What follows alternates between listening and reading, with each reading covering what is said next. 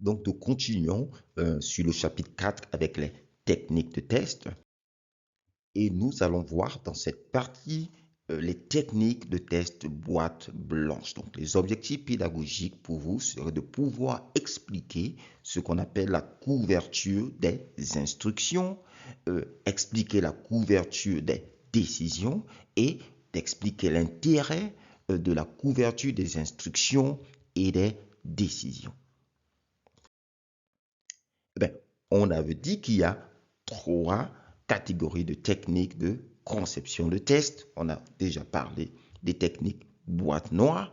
Maintenant, les techniques boîte blanche, elles sont basées sur une analyse de la structure interne donc du logiciel. Voilà qu'on les appelle aussi des techniques structurelles ou techniques basées sur la structure. Parce qu'on va analyser l'architecture, on va analyser la conception détaillée, la structure interne ou le code de l'objet de test, pour voir comment il est conçu. Et donc, contrairement aux techniques de test boîte noire, donc les techniques de test boîte blanche se concentrent sur donc, la structure, le traitement intérieur donc, de l'objet de test, donc du logiciel. Maintenant, en ce qui concerne les techniques de test boîte blanche, nous avons deux techniques. Donc, déjà, il faut savoir que ces techniques peuvent être utilisées à tous les niveaux de test. Mais les deux techniques qui sont donc liées au code, donc qui nous intéressent dans cette partie, sont généralement applicables donc au niveau composant. Donc, il existe donc deux techniques. Nous avons la technique de test de couverture des instructions et la technique de test de couverture, ce qu'on va appeler des décisions. Il y a bien sûr d'autres techniques, mais qui sont plus utilisées dans des systèmes de tests critiques comme automobile, l'avionique, etc. Mais dans notre cas, nous allons voir donc la technique de couverture des instructions et la technique de couverture des décisions. Maintenant, comment utiliser le test et la couverture des instructions? Eh bien, déjà, il faut faire ce qu'on appelle instrumenter le code. Ensuite, il faudra créer des cas de test, exécuter le code et on verra aussi des caractéristiques particulières. Qu'est-ce que ça veut dire instrumenter? Instrumenter le code, vous savez, lorsque vous écrivez votre code et que vous l'exécutez, vous n'avez pas une manière directe de savoir quelles sont les instructions de votre code, d'accord? Quelles sont les parties de votre code qui ont été exercées, qui ont été appelées, qui ont été exécutées. Donc, instrumenter le code veut dire, c'est généralement des logiciels qui le font, veut dire qu'il y a d'autres instructions qui vont être rajoutées en fait, à votre code de base pour savoir si l'appel, l'utilisation d'une certaine fonctionnalité a créé, en fait, enclenché ou déclenché l'exécution de certaines instructions. Donc, imaginez-vous, vous avez plusieurs chemins, d'accord, dans la ville, et il y a le facteur qui doit passer par les différents chemins parce qu'il doit livrer du courrier. Et comment vous pourrez vérifier que le facteur est passé par tous ces chemins? Eh bien, vous allez par exemple mettre des caméras, d'accord, sur chaque chemin et à chaque fois que le facteur passera par un chemin, un signal vous est renvoyé. Eh bien, le facteur est passé par ce chemin. Donc, c'est ça l'idée maintenant de ce qu'on appelle l'instrumentation donc, du code. Donc, il y a plusieurs outils, notamment des outils comme le TestOS CTC++, qui est très connu. Et ensuite, vous allez créer des cas de test. Donc, l'objectif, c'est d'avoir un nombre de tests minimal pour couvrir toutes les instructions. Donc, toutes les instructions, si on couvre toutes les instructions, on aura une couverture de 100% des instructions. Donc, on va créer des cas de test. Pour cela, bien sûr, vous allez regarder la base documentaire qui va vous permettre de dériver des cas de test. Quelles sont les, euh, les fonctions que vous allez appeler, éventuellement avec quelle valeur, pour vous rassurer que le code va passer par un certain chemin, donc exécuter finalement certaines instructions. Ensuite, vous allez exécuter le code. D'accord? Quand on va exécuter le code, on va analyser donc le niveau de couverture. On pourra alors voir par où finalement la ligne, la trajectoire d'instruction est passée.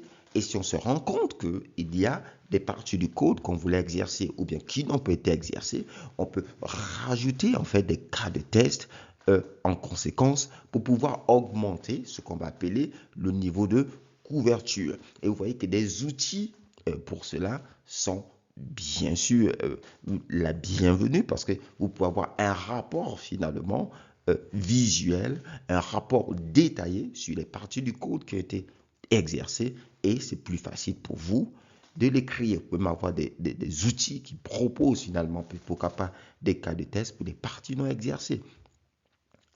Maintenant, donc, cette technique, couverture des instructions, on peut l'avoir à plusieurs niveaux, à tous les niveaux, donc notamment composants, intégration, système et bien sûr aussi acceptation. Mais ce qui, de manière générale, donc pour nous, dans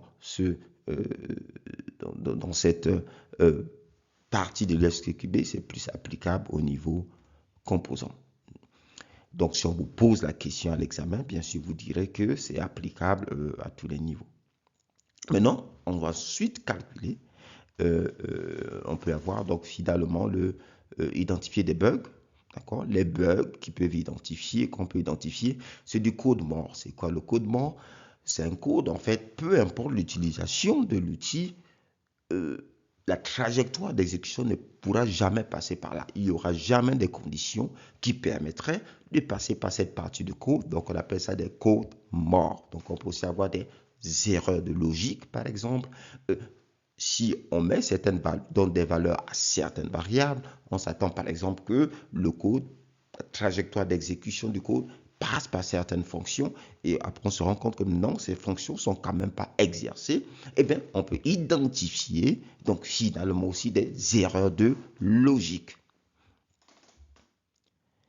Et maintenant, pour calculer la couverture des instructions, donc on va voir le nombre des instructions testées, exercées par l'ensemble des cas de test qu'on avait. Donc, lorsqu'on exécute le test, il y a des instructions qui vont être exécutées et aussi un certain nombre qui ne sera pas exécuté. Donc, mais l'ensemble des instructions exécutables, c'est ce qui représente en fait des fonctionnalités.